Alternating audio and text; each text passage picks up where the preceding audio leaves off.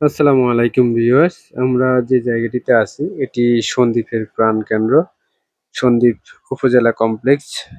সবাই অবশ্যই চিনেন এই জায়গাটি, বিশেষ করে যারা সন্দ্বীপের মানুষ।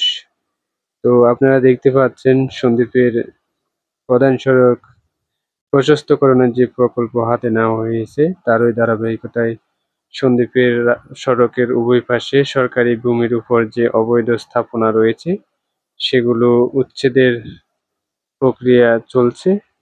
সবাই যার উদ্যোগে যে সময়সীমা বেঁধে দেওয়া হয়েছিল সড়ক ও জনপথ বিভাগ থেকে, সে ধারাবাহিকতায় সবাই তাদের স্ব স্থাপনা উচ্ছেদ করে পুনরায় ৩০ ফুটের বাইরে স্থাপন কার্যক্রম চলছে।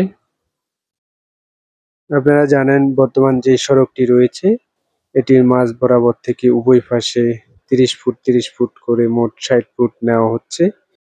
যদিও সড়ক ও জনপথ বিভাগ থেকে ২৫ ফুটের মাপ দেওয়া হয়েছে, আহ, এবং তারা বলে গিয়েছে যাতে ৩০ ফুটের বাইরে গিয়ে নতুনভাবে দোকানপাট তোলা হয়, না হয় এটা আবার পুনরায় ভেঙে ফেলতে হবে। তো আপনারা যারা নতুন করে দোকানপাট তুলছেন তারা অবশ্যই এই বিষয়টি খেয়াল রাখবেন যাতে করে ৩০ ফুটের বাইরে গিয়ে আপনাদের দোকানপাট উঠে। ব্যবসায়ীদের সাময়িক অসুবিধা হলেও সন্দ্বীপবাসী তথা ব্যবসায়ীরা দীর্ঘকালীন সুফল ভোগ করবে যখন এই প্রকল্পটি সম্পূর্ণভাবে কাজ শেষ হয়ে যাবে। এবং যেহেতু এখন সন্দ্বীপে ফেরি চালু হয়েছে এবং আগামীতে কোস্টাল ফেরি আনার একটা পরিকল্পনা রয়েছে, যেটি সেপ্টেম্বরে আসার কথা। তো সেটি যখন আসবে তখন সন্দ্বীপে আরো বেশি বড় বড় গাড়ি যাতায়াত করবে। চট্টগ্রাম শহর থেকে গাড়ি যাবে এবং সন্দ্বীপ থেকে আসবে। তো সেজন্য সন্দ্বীপের বর্তমানে যে সড়ক এগুলো বড় গাড়ি চলার জন্য মোটেও উপযোগী না।